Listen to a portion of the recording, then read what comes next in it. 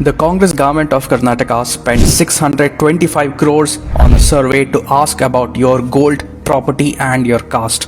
How much gold do you own? How much property do you have? What vehicles do you own? Do you own a fridge or a washing machine? What is your educational qualification? What is your caste? These are just a few out of the 60 questions that were asked to people as part of the Congress government's so-called socio-economic and educational survey that is taking place in Karnataka. உங்கள் point ஆஃப்க்கே வருவோம். தனி மனிதர் வந்து இவ்வளோ தான் சொத்து வச்சுருக்கணும், இவ்வளோ தான் கோல்டு வச்சுருக்கணும், இவ்வளோ தான் வச்சுருக்கணும், எல்லாமே ஓகே, அக்செப்ட் பண்ணிக்கிறோம். சூப்பர், ஹேட்ஸ் ஆஃப் இந்தியா, எல்லாமே ஓகே. ஒரே ஒரு சீக்வன்ஸ், அமைச்சர்களும் முதலமைச்சர்களும் பிரைம் மினிஸ்டர்களும் எம்எல்ஏக்களும் எம்பிக்களும் கவுன்சிலர்களும் எவ்வளோ சொத்து வச்சுருக்காங்கன்னு மக்கள்கிட்ட காட்ட முடியுமா அவங்களால? ஒவ்வொருத்தரும் கோடியில் பிறந்துக்கிட்டு இருக்கான். ஒன்றத்துக்கு எக்ஸலில் போனவெல்லாம் இப்போ பிஎம்டபிள்யூ ஆடி ரேஞ்ச் ரோவர்னு போயிட்டு இருக்கான். எப்படி காசு கிடைக்குது அவங்களுக்கு? அவங்ககிட்டலாம் கேட்க மாட்டீங்களோ? இங்கே மக்களோட வரி பணத்தை திருடி திங்கிற நாதாரி பயில்கள்லாம் நமக்கு வந்து நம்ம எவ்வளோ கோல்டு வச்சுருக்கோன்னு தேட வருவான். எல்லாம் கோல்டு தான் அடுத்த அசட்டு. நான் திரும்பவும் சொல்கிறேன், வேர்ல்டு வார்க்கு அப்புறம் வச்சிருக்க கோல்டை வச்சு தான் நீ கவர்மெண்ட்டை கொடுத்துட்டு அவன்கிட்ட சமர்ப்பிப்ப. திருப்பி பழைய லெவலில் அங்கேயே மாறுறான். அங்கே சுற்றி இங்கே சுற்றி வந்துட்டாங்களா, அடி வயிற்றுல கை வைக்கிறதுன்னு சொல்லுவாங்கள்ல, அங்கே வந்துட்டாங்க பார்த்தீங்களா? அப்படி என்ன ப்ரோ நடந்துச்சு அப்படின்னு கேட்குறீங்களா? கர்நாடகாவில் காங்கிரஸ் பார்ட்டியில் என்ன பண்ணுறாங்க அப்படின்னா, ஒரு ஸ்கீம் மாதிரி பண்ண ஆரம்பிச்சிட்டாங்க. ஒரு சர்வே எடுக்க ஆரம்பிச்சிட்டாங்க. என்ன சர்வே அப்படின்னா, ஓட்டர்ஸ் எத்தனை பேர் இருக்காங்களா அப்படிலாம் கிடையாது, சாதி வாரி கணக்கெடுப்பு. ப்ரோ சாதி வாரி கணக்கெடுப்பு நல்லதானே ப்ரோ? யார் யார் இருக்காங்க, இடஒதுக்கீடு கொடுக்குறது ஈஸியாக இருக்குல்ல ப்ரோ? அவங்களும் அரசியலில் வந்து இந்த ஜாதியை வச்சு வேறுபாடு பண்ணி அரசியல்வாதிகள் குளிர்காயறதுக்கும் இலகுவாக இருக்கும்ல ப்ரோ? தமிழ்நாடு மாதிரி வெளியே இருந்து வந்தவங்களாம் அங்கே ஆளு இல்லை, அவங்க ஆட்கள் தான் வந்துட்டு இருக்காங்க. அவங்களுக்கு தான் சாதிவாரி கணக்கெடுப்பு இருக்கிறதுக்கு என்ன பிரச்சனை அப்படிலாம் நீங்கள் கேட்பீங்க. நல்ல குட் கொஸ்டின் தான். தமிழ்நாட்டில் சாதிவாரி கணக்கெடுப்பு பார்த்தா தான் தலைமையெல்லாம் மாட்டிக்கும். பட் அவங்க ஊரில் அப்படி கிடையாது. அவங்க ஊரில் அவங்க ஆளு தான் வந்துட்டு இருக்காங்க, நம்ம தான் கம்மியாக இருப்போம். சிக்கல் என்ன அப்படின்னா, சாதிவாரி கணக்கு எடுத்துகிட்டு போங்க, அது மக்கள் எவ்வளோ இருக்காங்கன்னு தெரிஞ்சுக்கிறதுக்கு. அதே மாதிரி மக்கள் தொகை கணக்கெடுப்பு பிரச்சனை கிடையாது. வருமான வரியை ஆல்ரெடி இவ்வளோ ஆண்டுக்கு வருமானன்றது பார்த்துக்கிட்டு தான் இருக்கீங்க கவர்மெண்ட்டு. ஸோ இதெல்லாம் ஓகே. இப்போ எங்கே வந்திருக்காங்க அப்படின்னா, கோல்டு. வீட்டில் யார் யார் வீட்டிலலாம் எவ்வளோ கோல்டு இருக்குது அப்படின்றத சர்வே எடுக்கிறாங்க. வீட்டில் ஃப்ரிட்ஜ் இருக்கா, வாஷிங் மிஷின் இருக்கா, கார் இருக்கா? என்னடா என்னன்னு புரியல. உங்கள் வீட்டுக்குள்ளே வருவாங்கன்னு நம்ம சொன்ன ஞாபகம் இருக்கா? ஊருக்குள்ளே வந்தானுங்க, தெருக்குள்ளே வந்தானுங்க, இப்போ நம்ம பக்கத்து வீட்டுக்குள்ளே வந்தானுங்க, இப்போ நம்ம வீட்டுக்குள்ளேயே வந்து பண்ணிட்டானுங்க. உன் வீட்டில் நீ எவ்வளோ கோல்டு வச்சுருக்கேன்றத அந்த கவர்மெண்ட் கேட்குது. சும்மா இல்லை, நியூஸ் இருக்குது. பாத்தீங்களா, இப்போ கர்நாடகாவில் ஒரு புது சர்வே ஸ்டார்ட் பண்ணிருக்காங்க. ஆனா இப்போ அதுதான் ரொம்ப முக்கியமான மேட்டராகவே இருக்கு. கர்நாடகா கவர்மெண்ட் உங்களோட ரொம்ப பர்சனல் டீட்டெயில் கேட்கறாங்க. உங்க வீட்டு இன்கம், உங்களோட நிலம், அது மட்டும் இல்லாம ரொம்ப முக்கியமா உங்க வீட்டுல எவ்வளவு கோல்டு இருக்குன்னு. இப்போ என்ன கேள்வினா, கவர்மெண்ட்க்கு நம்ம தங்கத்துல என்ன வேலை? ஸோ பார்த்துருப்பீங்க. இதை பத்தி தான் இந்த வீடியோவில் பேச போறோம். வாங்க வீடியோக்குள்ள போகலாம்.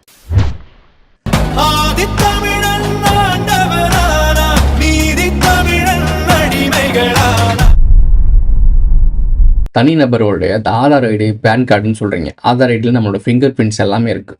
கவர்மெண்ட்டு இருக்குது. கவர்மெண்ட் ஒரு நல்ல அரசாங்கமாக இருக்குது, நல்ல நமக்கு மனிதர்களை காப்பாற்றுறதுக்காக மக்களுக்காக தான் இருக்குது அப்படின்னா குட், ஓகே. பட் இதான் எல்லாரோட ரேகையும் வாங்கி வைக்கணும்னு அவசியமே கிடையாது. வெளியிலேருந்து வரவங்கள்ட்ட வாங்கி வைக்கிறது ஓகே. வெளிநாட்டிலேருந்து இங்கே வராங்க அப்படின்னா இவங்க சம்திங் வித்தியாசமாக இருக்காங்க, இவங்ககிட்ட எடுத்து வச்சுக்குவோம் அப்படின்னா எடுத்து வச்சு அது ஓகே. வெளிநாட்டிலேருந்து வரவங்கள்ட்ட எடுத்து வச்சுக்கிறது ஓகே. உள்நாட்டுக்குள்ளே இருக்க எல்லாரோட ஃபிங்கர் பிரிண்ட்ஸும் அவங்கள்ட்ட இருக்குது. மேபி இவங்கனால அதை என்ன வேணால் மிஸ்யூஸும் பண்ண முடியும். இது வேற ஒரு கேட்டகரி வச்சுக்கோங்களேன். இதை விட்டுட்டீங்க, ஃபிங்கர் பிரிண்ட் இதெல்லாம் விட்டுட்டீங்க. பட் இப்போ எங்கே வராங்க அப்படின்னா, வீட்டுக்குள்ளே நீங்கள் என்னென்னலாம் சேர்த்து வச்சுருக்கீங்க. கோல்டுன்றது வந்து மற்ற இடத்துல எப்படின்னு தெரியல, இந்தியாவை பொறுத்த வரைக்கும் கோல்டுன்றது மக்களோட சொத்து மாதிரி. அது தமிழ்நாட்டில் சவுத் இந்தியாவிலாம் கோல்டுன்றது வந்து ஒரு ஒரு ப்ரைடு மாதிரி.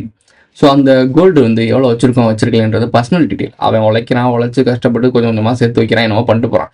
இதுக்குள்ளேயே கை வைக்கிறீங்க. அவன் எவ்வளோ வச்சிருக்கான், நாளைக்கு இதுக்கு இவ்வளோ வச்சிருக்கணும், இவ்வளோ வச்சுக்கூடாது அப்படின்னு சொல்லிட்டு ஒரு ரூல்ஸ் கொண்டு வர போறீங்களா? ஏன்னா ஃபியூச்சரில் எல்லாமே டிஜிட்டல் கரன்சியாக மாறப்போகுது. அந்த டிஜிட்டல் கரன்சிக்கு முக்கியமான ஒரு பேஸ் லைன் என்ன அப்படின்னா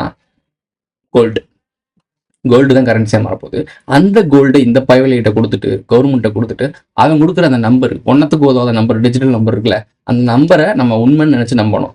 அப்படிதான் கொண்டு போகிறாங்க ஃபியூச்சரில். இப்போ கொண்டு வந்து இந்த சீக்வன்ஸ் பற்றி பேசுறதுக்கான காரணமே அதான். அவன் கிளைப்பிரிவாக நிறையா சர்வே எடுக்கிறோன்னு சொல்கிறான். அதெல்லாம் விட்டுருங்க. மெயின் உங்களுடைய ஃபினான்ஸு, உங்களுடைய பொருளாதாரம், உங்களுடைய அசட், அதை அவன் டேக் ஓவர் பண்ணுறான். ஏன் அப்படின்னா, அவனுக்கு ஆகாதவன் நாளைக்கு அவ்வளோ தங்கம் வச்சுருந்தான் அப்படின்னா அவன் டிஜிட்டலாக மாற்றினான்னா டிஜிட்டல் வேர்ல்டுலேயும் நமக்கு குடைச்சல் கொடுக்க வந்துடுவான். ஸோ இவனெல்லாம் அந்த அளவுக்கு வச்சுக்கூடாதுன்னு சொல்லிட்டு இவ்வளோதான் நிர்ணயிக்கணும், இவ்வளோதான் வச்சுக்கணும் ஒரு ஆள். தனி மனிதன் இவ்வளோதான் சொத்து சேர்த்துக்கணும். சரி ஓகேங்க, உங்க பாயிண்ட் ஆஃப் வியூக்கே வருவோம்.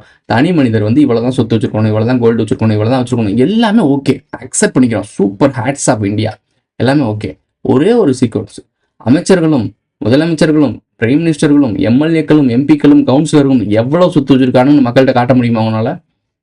ஒவ்வொருத்தரும் கோடியில பிறந்துகிட்டு இருக்கான். ஒன்னத்துக்கு எக்ஸல்ல போனவெல்லாம் இப்ப BMW ஆடி ரேஞ்ச் ரோவர்னு போயிட்டு இருக்கான். எப்படி காசு கிடைக்குது அவங்களுக்கு? அவங்ககிட்டலாம் கேட்க மாட்டீங்களோ? இங்க மக்களோட வரி பணத்தை திருடி திங்கிற நாதாரி பயில்கள்லாம் நமக்கு வந்து நம்ம எவ்வளவு கோல்டு வச்சிருக்கோம்னு தேட வருவான் எல்லாம். என்னங்கடா எனக்கு புரியல, இது என்ன மாதிரி ஒரு அணுகுமுறைன்னு எனக்கு தெரியல. நீங்க சர்வே எடுக்கணும்னா அரசியல்வாதிகள்கிட்ட எவ்வளவு சொத்து இருக்குன்றதான் சர்வே எடுக்கணும். இவன் எப்படி இந்த சொத்து சேர்த்தான், இவன்ட்ட எப்படி இந்த பினாமி, எப்படி இவன் எப்படி இவ்வளவு வெல்த்தா இருக்கான், இவன் சேவை செய்யறதுக்காக வந்திருக்கான், சேவை செய்ய வந்தவன்ட்ட எப்படி இத்தனை கோடி, அவன் எதுக்கு கார்பரேட் கம்பெனி ரூல் பண்றான், அவன் எதுக்கு சேட்டலைட் சேனல் வச்சிருக்கான், இதெல்லாம் கேட்கணும்ல. கேட்க மாட்டீங்க, அதெல்லாம் கேட்க மாட்டீங்க. அதெல்லாம் தனிப்பட்ட ஃப்ரீடம் ஆஃப் உங்களோட ஃப்ரீடம். ஆனா மக்கள் காதுல கழுத்துல என்ன போட்டிருக்கான்றதை தேடி வச்சுப்பீங்க. இதான் சொல்றேன்ல, சரியான கேள்வி நாக்க புடுங்குற மாதிரி கேள்வி கேட்கீங்க ஆள் இல்லைன்றனாலதான் இங்க உள்ள ஆட்டாடிட்டு இருக்காங்க. இது இப்படியே விடக்கூடாது. மக்கள் இப்ப கர்நாடகான்னு வச்சுக்கோங்க, கர்நாடகா நமக்கு சம்மந்தம் இல்லை ப்ரோ, நம்ம தண்ணி தர மாட்டாங்க, நம்மளை அடிக்கிறாங்க, இவங்கள போய் நம்ம, அது அப்படி கிடையாது. அந்த வீட்டுல பஞ்சாயத்து வரும்போது நாளைக்கு நம்ம வீட்லயும் பஞ்சாயத்து வரும், இங்க கொண்டு வருவானுங்க அடுத்து. ஸோ உங்களுக்கு இது புரிய மாட்டேனுது. வருமுன்னு காப்போம், அவனுக்கு அது ஆரம்பிக்குது. அவங்க ஊர்ல அந்த மாதிரி புரிதல் இருக்கா இல்லையான்லாம் தெரியல. ஆனா நம்ம இதுல வச்சு தெரிஞ்சுக்கணும், கோல்டு தான் அடுத்த அசட்டு. நான் திரும்பவும் சொல்றேன், வேர்ல்டு வார்க்கு அப்புறம் வச்சிருக்க கோல்டை வச்சுதான் நீ கவர்மெண்ட்டை கொடுத்துட்டு அவன்கிட்ட சமர்ப்பிப்ப. திருப்பி பழைய லெவல்ல அங்கேயே மாறுறான். கோல்டு நம்மகிட்ட இருந்துச்சு, அதெல்லாம் கொடுங்க நான் காசா தரேன்னு சொல்லி வெறும் பேப்பர் காயத்தை அடிச்சோண்ட கொடுத்தான். அதை நம்பி இத்தனை ஆண்டுகளா நீ வாழ்ந்துக்கு இருந்த. இப்ப இந்த பேப்பர் கரன்சிக்கு வேல்யூ முடிஞ்சு, ஏன்னா அவன் வச்சு அதுல ஊழல் பயங்கரமா பண்ணிட்டானே.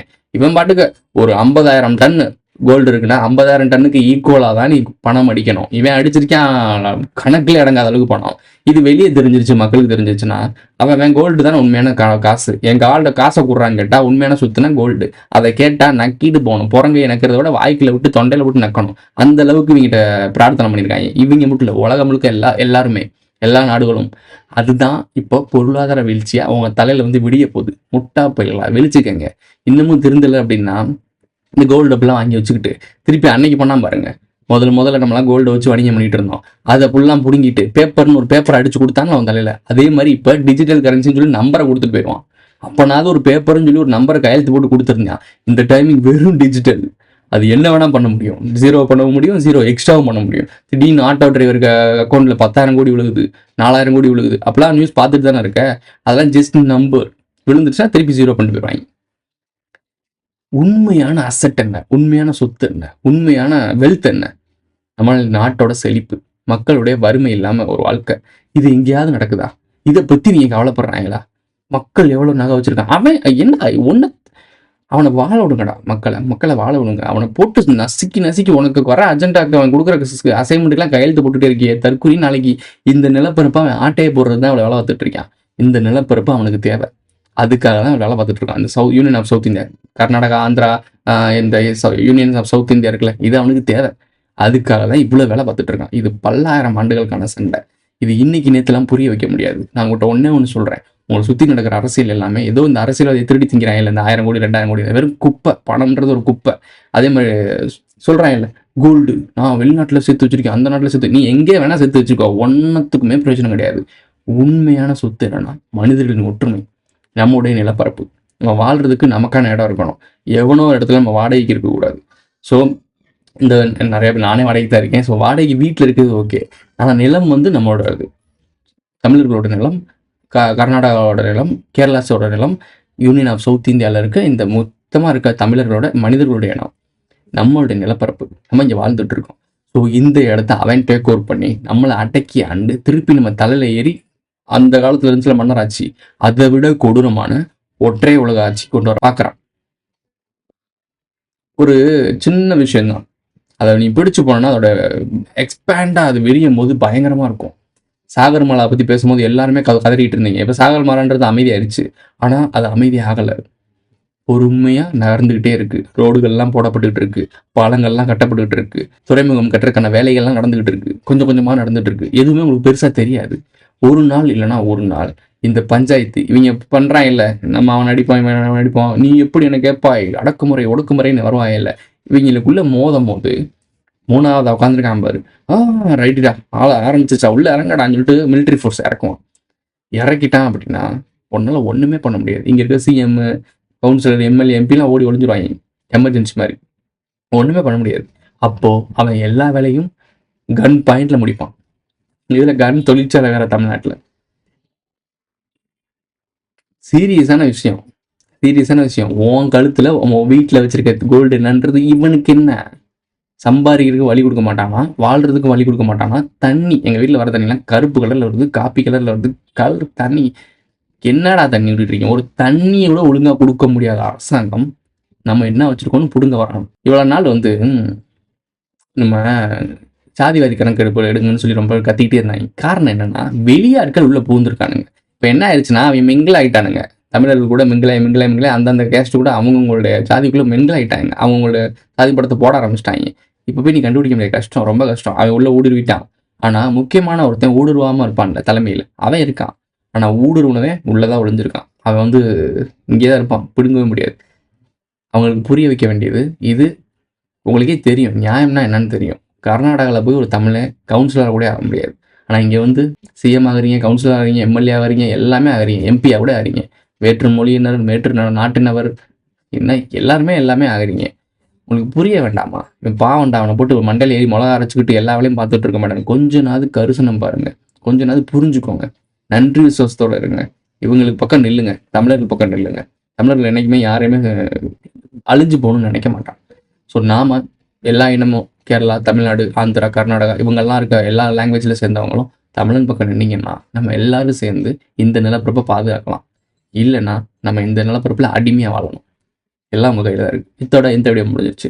இந்த வீடியோ உங்களுக்கு பிடிச்சிருச்சுன்னா லைக் பண்ணுங்கள், கமெண்ட் பண்ணுங்கள், சப்ஸ்கிரைப் பண்ணுங்கள், மறக்காம பெல் ஐக்கான ஆல் போட்டு இந்த ஃப்ரெண்ட்ஸ்லாம் ஷேர் பண்ணுங்கள். உங்களுடைய கருத்துக்களை கமெண்ட்டில் பதிவு செஞ்சுருப்போங்க. சேனலில் மெம்பர்ஸாக ஆட் ஆகணும்னு நினைக்கிறேன்னா ஜாயின்ட்ர பட்டன் போட்டு விடுங்க. சூப்பர் தேங்க்ஸ், சூப்பர் சாட்லாம் பண்ணுங்க. எஸ்ன்ற சிம்பிளை தட்டி விடுங்க. கண்டிப்பா ஒரு நாள் உன்னை நாங்க அழிச்சிருவோம் ஆர்பியஸ். அந்த நாளுக்காக நான் காத்திருப்பேன்.